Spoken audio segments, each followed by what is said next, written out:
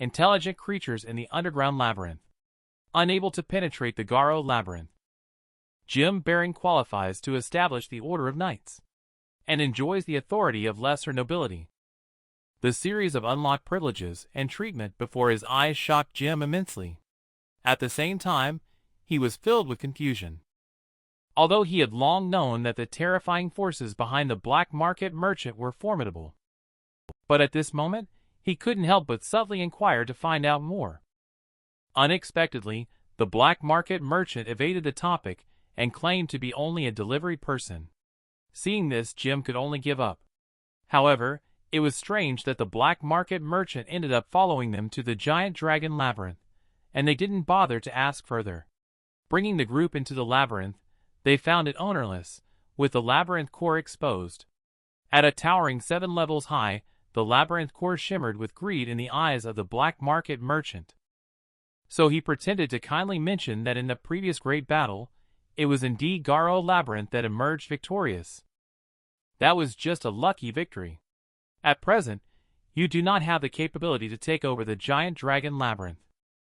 He is willing to pay a high price to acquire the giant dragon labyrinth to relieve Jim of his worries. Who would have thought that Jim simply ignored his proposal? He responded directly with actions. With a command from Jim, the subordinates of Garo Labyrinth began to search everywhere like wolves and tigers. At the same time, he ordered the door guardian beast to destroy everything that couldn't be taken away. Jim's actions shocked the black market merchant. He quickly spoke up to stop him. Simply because his actions could lead this area to lose its foundation, preventing the appearance of a new labyrinth. Little do they know that this is exactly the result that Jim wants. Then he ignored the black market merchant's dissuasion and directly took out the core of the giant dragon labyrinth. He didn't want another labyrinth power like the Flood Dragon King to appear near his home. The black market merchant was furious when he saw the situation. Of course, Jim is not completely heartless. In order to mollify the black market merchant, the pile of miscellaneous armor scraps in the corner is precisely what Jim purposely left for the black market merchant. This immediately made the black market merchant explode with anger. Each of his facial features had their own thoughts. But then he thought to himself, even broken copper and iron can be turned into money, better than nothing. But just as the black market merchant was about to step forward to pick them up, he was engulfed by the falling boulders. Jim felt a little sorry for the black market merchant. It was really unfortunate. At this moment, Lisa's voice sounded from behind. He turned around and saw a large group of small figures following behind Lisa. They turned out to be horned rats long enslaved by the Flood Dragon King. At this moment, the horned rats are filled with anxiety and unease, waiting for the decree of their new master. It looks like Jim has already figured out how to arrange them. In the meantime, this battle has long attracted the attention of various underworld forces. What they could never have imagined is that the Garo Labyrinth could defeat the giant dragon labyrinth with a small force. The news here quickly spread to the ears of various big shots. Different opinions abound among the big shots regarding the defeat of the Flood Dragon King, the two lords who are obsessed with weapon forging all day long. Their focus is curiosity. What kind of weapon can kill the Flood Dragon King? And the owner of the Dream Palace, with a lovely disguise, has an indifferent attitude as if it's none of their business. The usually low-key and cautious Lord of the Swamp became even more cautious upon hearing the news. He warned his subordinates not to lose their lives due to arrogance. On the other hand, the Lord of Gluttony is worried. Without the deterrence of the Flood Dragon King, he believes that the long-dormant Spirit King will soon come out to cause trouble. The Master of the Undead, who commands a large cemetery, also disappeared after hearing the news. It seems like even the dormant ones want to take advantage of the situation to cause trouble. The man led a group of monsters to commit robbery. He also recruited a large group of horned rats to take back as laborers. Jim is willing to take in this group of horned rats. Lisa is very astute in front of the horned rat. She preached about Jim's feat of slaying the Flood Dragon King. And she also mentioned that Jim has been recognized by the underworld and bestowed with a noble title, causing the horned rats to tremble in fear instantaneously. They all knelt down willingly to submit.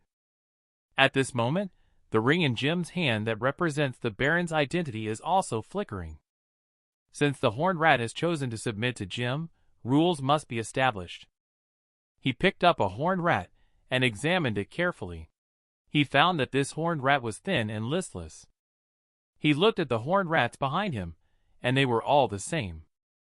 Jim also harbored the idea of hiding his intentions in his heart. He promised on the spot that he would ensure they have 3 meals a day, 8 hours of sleep, and 5 hours of entertainment. And there will be weekends off every week. This is practically heavenly treatment. The horned rat doesn't seem to be happy. Instead, it looks more panicked. They all thought that Jim's move was just an attempt to keep them captive, merely as food. Jim grabbed Garo, the baby snake playing nearby. He then repeated that his words were not false. Follow him well, and you will have meat every meal. After all, they had just killed a few hundred flood dragons. This made Horned Rat let go of his guard and decide to follow to the death.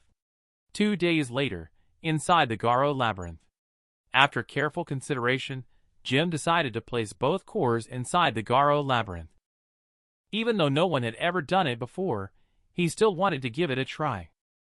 With the insertion of the giant dragon labyrinth 7-level core, the central hub of the labyrinth instantly lit up with dazzling light, causing Jim to feel a bit flustered. He worried about whether it was an energy overload that would lead to a detonation. But the next second, a system pop-up message appeared, stating that in order to adapt to the main core of the 5-level, lower the core of the 7-level to match the use of the 5-level. By then, the efficiency of the labyrinth will be greatly improved. However, the synchronous operation of the 2 cores requires a 6-day data matching process. At present, the effect of merging the cores seems very promising. During this free time, Jim inquired about the placement of the horned rat to Domi. Domi found it hard to express himself when talking about this matter, all because of indulging in good food and drink in recent days. This makes Horned Rat very uncomfortable. There are rumors circulating internally in the Garo labyrinth that they will be confined and used as meat. Jim is speechless about this too. He instructed Domi to pick a few troublemakers at the right time to make an example of them. Domi could only execute Jim's decision resolutely, tears in her eyes. She looked sulky and resentful. Jim finds it hard not to doubt. She said this probably because she wanted to taste the flavor of horned rat. Maybe she noticed that Jim's expression was off. Domi quickly changed the subject and reported on the progress of post-war work. After several days of sorting, they have completed the extraction of gems from the flood dragon corpses. They harvested a total of over 400 velvet gems of various grades. The most precious gem among them is the heart of the Vermilion Panther. Such a huge gain. Enough to make up for all the losses in this battle. But the happy time was short-lived. Domi soon pulled Jim back to reality. Because Labyrinth ascended to level 5, the territory expanded significantly. And they also incorporated a large number of horned rats.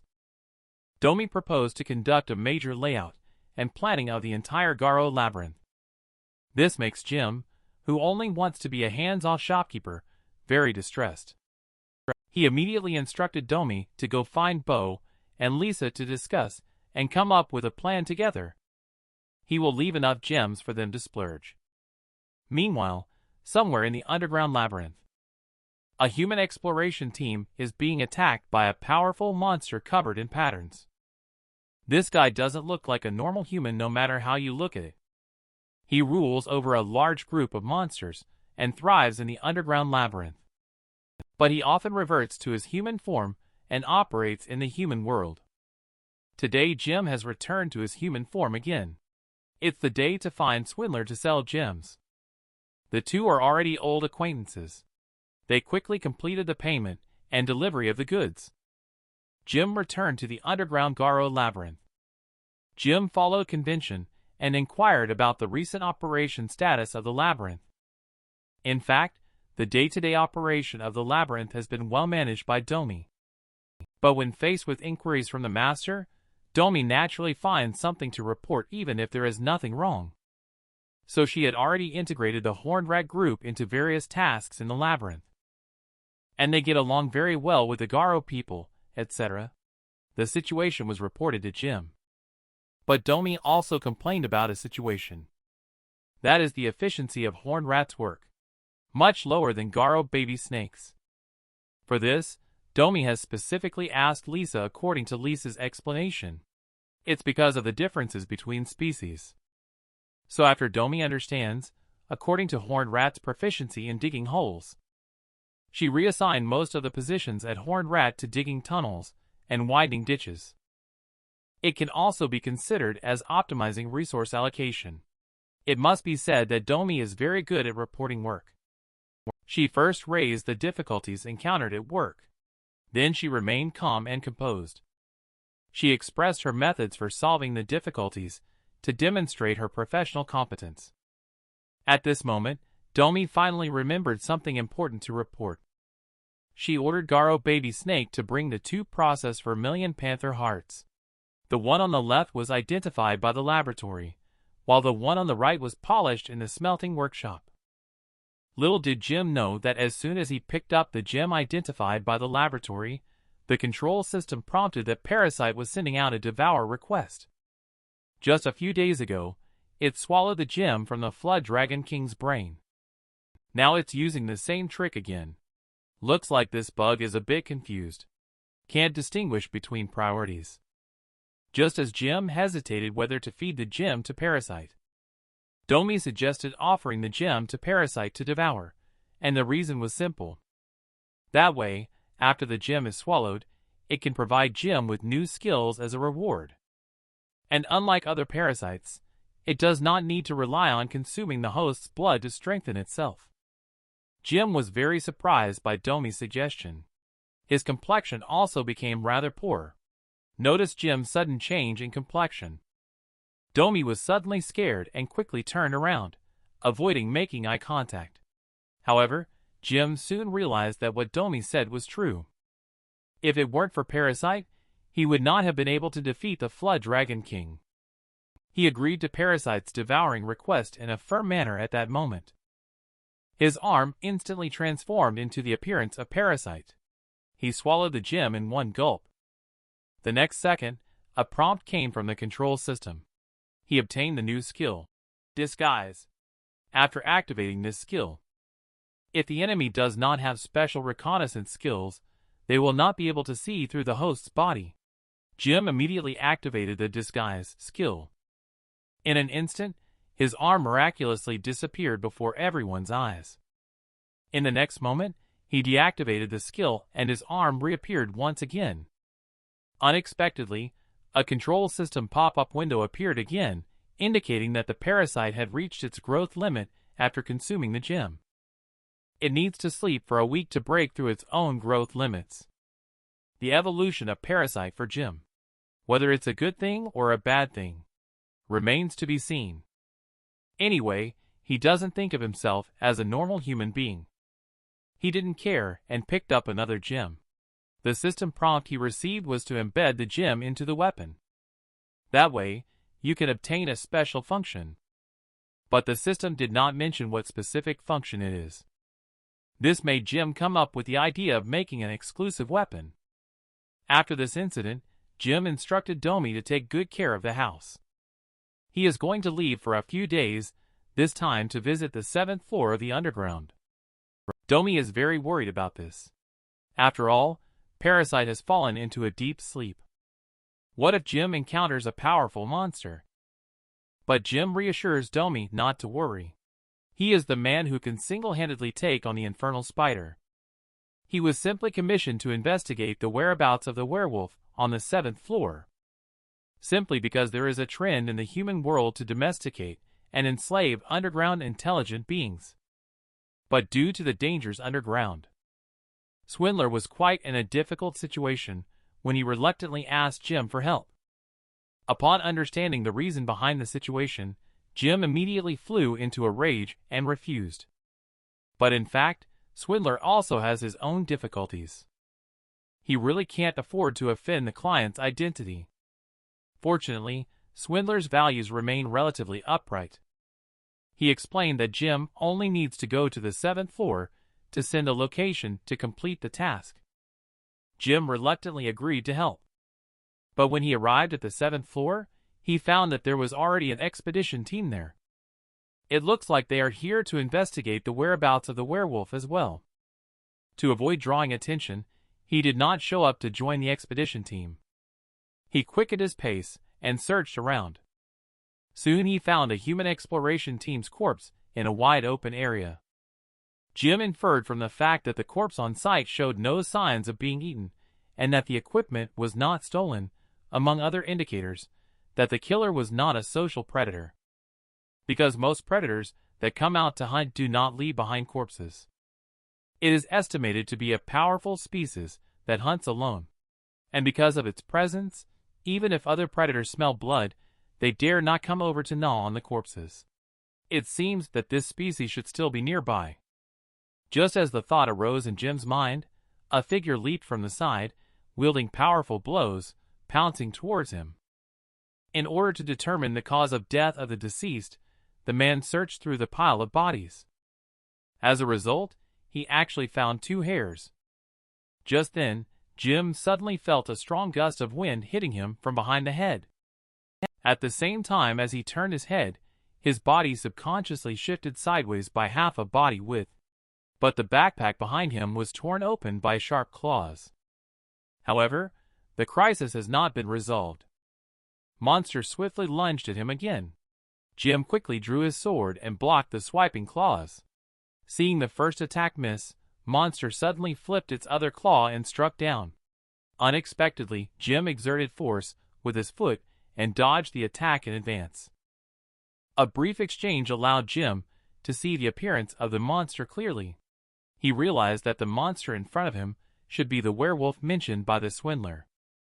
And inferring from the claws, it can be deduced that the expedition team was wiped out by it. In the midst of contemplation, the werewolf launched another attack towards him. This time Jim did not dodge or evade. With a casual stroke, he blocked the werewolf's claws with a long knife in his hand. He discovered that the werewolf was not good at attacking, just relying on the speed advantage in battle. He felt like he was battling a miniature version of Vermilion Panther, with a similar strength level to Bo, just average. But no matter how you look at her, she doesn't look like a werewolf. Clearly more like a tiger with stripes. And she's female too. Jim immediately lost interest in continuing to fight. He quickly raised the knife in a threatening manner, prompting her to quickly withdraw and evade. She exposed a huge vulnerability, leaving herself wide open. Next, a punch struck her in the abdomen. The powerful force immediately sent her flying, crashing brutally into the rock wall. Jim immediately reprimanded her loudly to stop. He didn't expect that his punch just now would arouse the fierceness in her blood, and she attacked him again.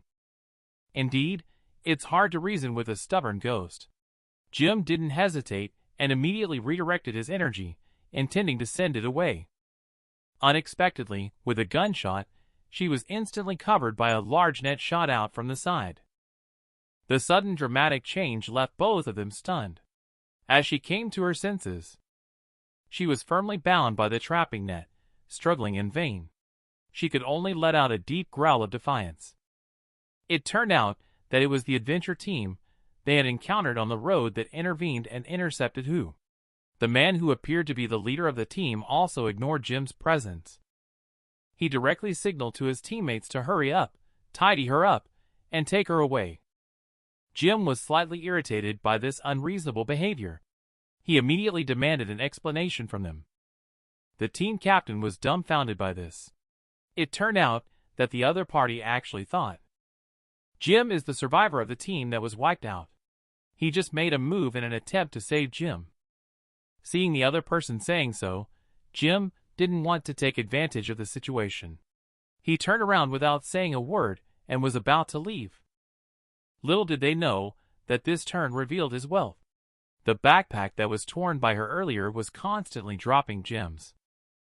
This scene made the captain suddenly have wicked thoughts. He immediately stopped Jim and started a casual conversation. Taking the opportunity to scratch his head, he signaled to the yellow-haired man behind him. The yellow-haired man immediately understood and started to make arrangements. At the same time, it quietly triggered his special ability, and his eyes lit up with a faint green light. At the same time, he started a countdown of 4 seconds. The men arranged by the yellow-haired man were already in position, preparing to act in 3 seconds. When there was only 1 second left in the countdown, a teammate ambushed from behind immediately lunged towards Jim with a knife. At the same time, in the yellow-haired man's eyes, a scene appeared of Jim being stabbed to death 1 second later. He couldn't help but relax a bit, thinking it was over. Unexpectedly, a sudden change occurred in the last 0.18 seconds. In his eyes, however, there appeared a scene of Jim wielding a knife and killing his teammate. Sure enough, before he could even speak up to warn them, 2 sprays of blood mist exploded in front of his eyes. Seeing that the situation was exposed, the captain did not immediately take action against Jim. Instead, he turned around and blamed the incompetence of the yellow-haired man. He did not even know to sound the alarm in the face of danger. Obviously, the captain did not think much of Jim with all his impractical equipment. Little did the yellow-haired man know that he was now stricken with extreme fear, because he possessed the special ability to foresee the future 2 seconds ahead. He had already seen the scene where Jim would be killed by them 1.3 seconds later. As he foresaw, Jim became furious after uncovering their treacherous act of killing.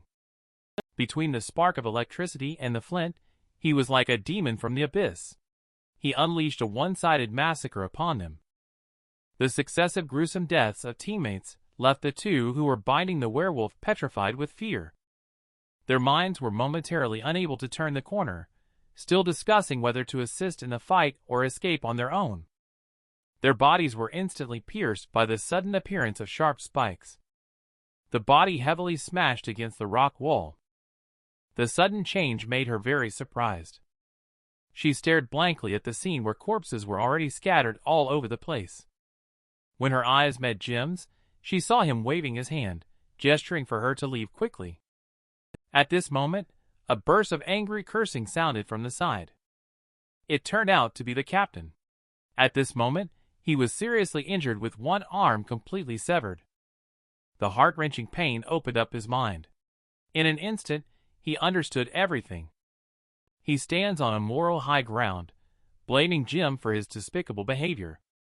Jim killed his own expedition team in order to monopolize the gem and claim it as his own. Jim was instantly filled with anger upon hearing those words. Jim immediately started a fight with the captain. The captain, with a dark heart, eventually reaped what he had sown. The other team members on the other side were scared and fled in a panic.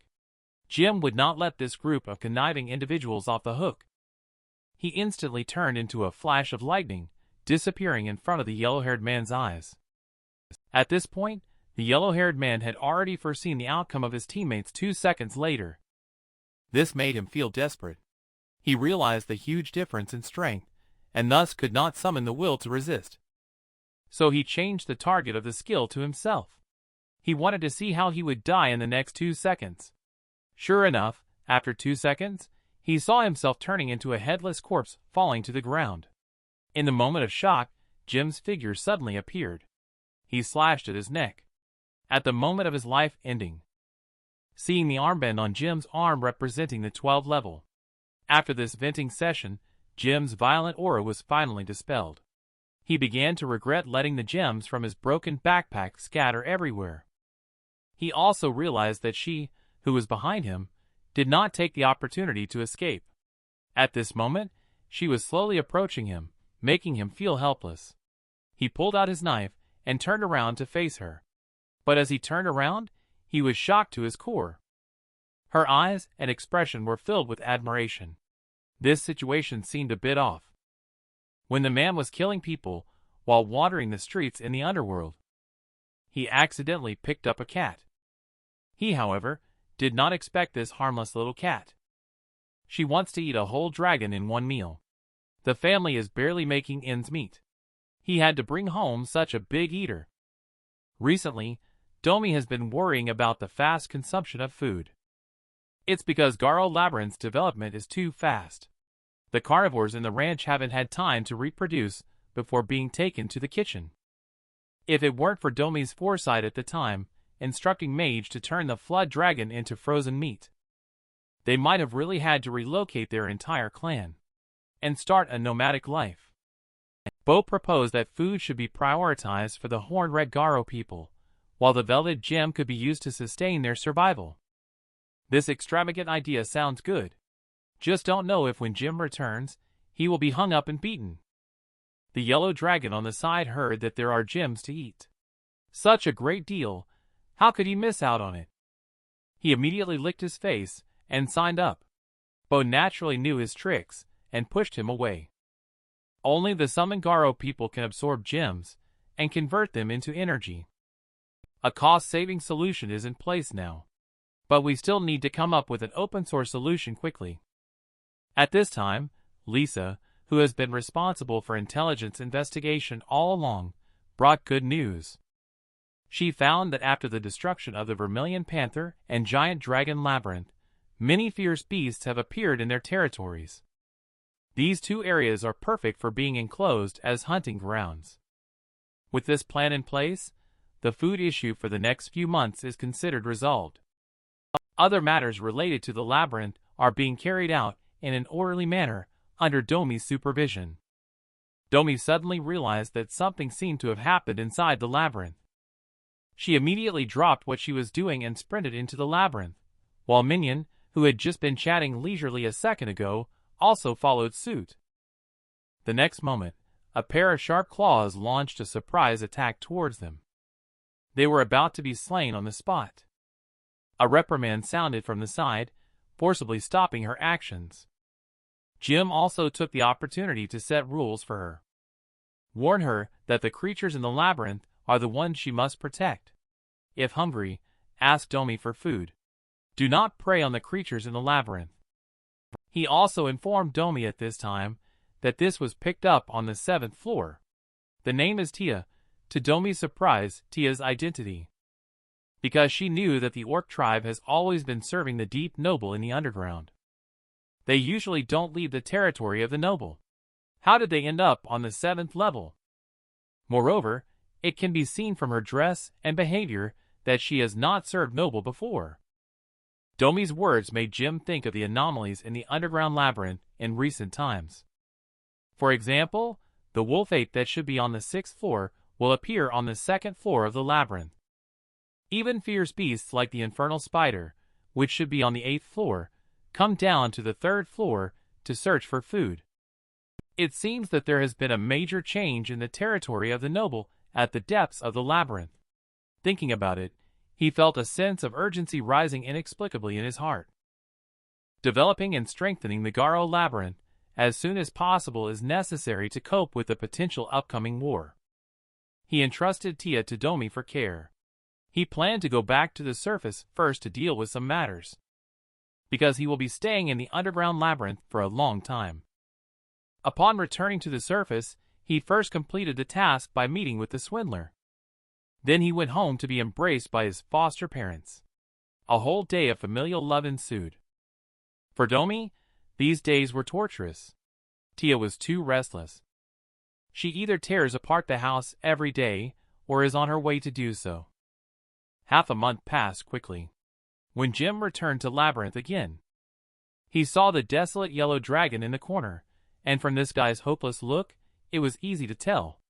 Obviously, there is no hope in sight. Domi was also in a mess at this time, dirty, and appeared behind him. Jim is very troubled and speechless. It seems that this little guy is living a very comfortable life. He is adapting well to life in the labyrinth. Domi is very tactful in diverting the topic to relieve Master's embarrassment. The two arrived in front of the synchronized labyrinth core that had already been completed. After merging with the 7-level core of the Giant Dragon Labyrinth, 2 new types of units were born. One is the 6th-level Garo Cavalry, which possesses long-range raiding capabilities. But because the level of the main core and the alloy refinery has not reached the requirements, cavalry cannot be summoned yet. Another option is to have a 7-level siege beast that can be used as a mobile fortress. But the daily maintenance cost of the siege beast is too huge. This is not the case at present. Only the Garo Labyrinth that supports the basic necessities can afford it. He can only watch drooling with envy right now. Finally, under Domi's suggestion, he summoned the Garo Pathfinder, skilled in reconnaissance and hunting, as well as capable of buffing teammates. At the same time, he also brought out the Garo Wizard, who can cast spells to weaken the enemy's status. He then granted Domi permission to access the energy stored in the labyrinth core. Then Jim summoned Lisa. He handed over the newly summoned Pathfinder to Lisa for deployment. Bo continued to be responsible for training soldiers and patrolling duties. As for Yellow Dragon, he seems to be good at taking care of children, so he will continue to do so. A month later, the Garo Labyrinth has undergone a tremendous change. Thanks to the spreading news of Garo's master being ennobled as a noble, intelligent creatures dare not approach the territory of the Garo Labyrinth. And through this month of adjustment, Jim pleasantly discovered that now, when encountering problems, they can be resolved internally. He didn't need to step in at all. He, who once wanted to make a big impact, was forced to become a bystander again. In addition, under Lisa's command, she really takes the Horned Rat's love of digging holes to the extreme. They are underground, with the Garo Labyrinth at the center, establishing a network of tunnels that lead in all directions. Jim arranged for soldiers to take turns scouting and standing guard, which means that as soon as enemies appear, Jim can receive intelligence half a day in advance. On this day, Lisa urgently knocked on Jim's door and reported that a group of about 30 people was approaching the Garo Labyrinth, with 2 of them belonging to the Savior level. Domi also received the information and hurried over. After all, there might be a force present on the 9th floor of the labyrinth. In terms of strength, it is definitely unquestionable. However, Jim doesn't seem to care about the other side's small numbers. Given Garo Labyrinth's current strength, it can easily crush. So he led the crowd to set up a formation at the city gate. Soon, they saw billowing dust not far away. Despite the small number of people, the formation they set up appeared quite impressive. As he approached for a closer look, he found that the equipment of the other party was indeed quite sophisticated. The 2 leaders of the Savior were arrogant and clamored loudly. They demanded to see the leader of Garo. They were the Lord Hammer of Exos and the Lord Andy. Jim looked at them with indifference. Seeing Jim unmoved, the King of Hammers was immediately furious. He took a step forward, pointing his big hammer at Jim angrily while shouting, "Anyone who doesn't want to die, get out of the way!" Although his voice was as loud as thunder, his imposing manner was obviously lacking. As a dwarf standing out from the crowd, he was very arrogant. He dared to hold a big hammer, and shouted that he wanted to have a one-on-one battle with this seemingly human man. Who would have thought that Jim was actually the leader of Garo? The 2 Savior who were just arrogant were frightened and knelt down. Then, they expressed their purpose with extreme respect and tone, congratulating the newly appointed leader of Garo on obtaining the noble title. Jim was full of doubts about the words of these 2 people. It is unreasonable for someone to bring a fully armed military force to offer congratulations. Jim's complexion was naturally noticed by the 2 dwarfs. Hammer gave a meaningful glance to his subordinate behind him.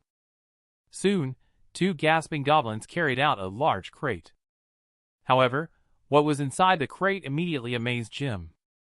Only to see Hammer supporting the crate, indicating that he was acting on behalf of the Exos ruler. He specially presented 500 velvet gems as a gift. And he subtly expressed that in order to ensure the safety of the gift, he dispatched an elite team to escort it into the Garo Labyrinth territory. They did not intend to offend the dignity of the Lord of Garo. As the saying goes, don't hit a smiling person. The situation has come to this point. Only then did Jim relax his guard against them slightly. The 2 of them pretended to be familiar and started a conversation. But Jim's change in attitude made Hammer seem to realize something.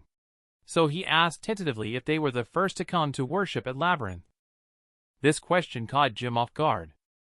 Andy saw Jim's expression and knew that he had guessed correctly. He immediately began his plan to sow discord. He angrily rebuked the other Labyrinth factions for their despicable behavior of not coming to pay respects upon learning that Garo had been promoted to noble. To his surprise, Jim was suddenly shocked by his words. He realized that with the destruction of the giant dragon labyrinth, the Garo labyrinth had attracted strong attention from various factions. Its location had also been exposed. At this moment, Hammer also noticed that his words seemed to have an effect on Jim. He began to enlighten Jim about the situation of the major labyrinth forces on the 9th floor underground. Before the giant dragon labyrinth was destroyed, the 9th floor of the labyrinth was still occupied by 6 major labyrinths: Undead Labyrinth, Swamp Labyrinth, Dream Labyrinth, and Goblin Labyrinth. For a long time, the various labyrinths have been mutually constraining and balancing each other. Among them, the Gluttony Labyrinth and the Undead Labyrinth are particularly prominent. The strength of the giant dragon labyrinth, these 3 are the most powerful. It has formed a situation where the 3 are evenly matched. When Hammer mentioned this, Jim also realized the rise of Garo Labyrinth, breaking the balance of the 9th floor world. Seeing this situation, Hammer also revealed his true purpose of this journey at this moment. It is when his sovereign, Exos, learned of the destruction of the giant dragon labyrinth. He predicted that the 9th floor would soon plunge into a bloody battle. He then sent 2 people to present a generous gift under the pretext of congratulations, in order to seek the protection of the Garo labyrinth. Upon hearing this, Jim also expressed his doubts, because the destruction of the giant dragon labyrinth happened some time ago. Why haven't we seen any activity from the Gluttony Labyrinth and Undead Labyrinth either? Hammer did not conceal this either. In fact, the theory of a 3-legged balance is just a hypothesis for the giant dragon labyrinth and the Undead Labyrinth. The Gluttony Labyrinth is actually not interested in conquering territories. Their ruler only thinks about how to expand their own body every day. It is said that his body has become uncontrollably massive and possesses immeasurable power. After listening to Hammer's account, Jim also felt a headache coming on. Because from the map, Gluttony Labyrinth is very close to Garo Labyrinth. It is estimated that a battle will happen sooner or later. After going through this understanding, Jim has a rough idea of the 9th floor world. After he asked Hammer to convey his gratitude to the monarch of Exos, he then invited Hammer and his group to rest inside the labyrinth. However, Hammer was unwilling to stay longer. The reason was that there might be others from different labyrinths visiting Garo Labyrinth recently. In order to avoid conflicts, they decided to return immediately. Seeing this, Jim did not insist. He instructed Bo to see them off. So Bo led a team to see off Hammer and the others.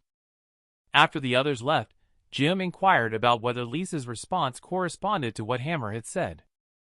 After all, she has been mingling on the 9th floor as a mercenary for many years.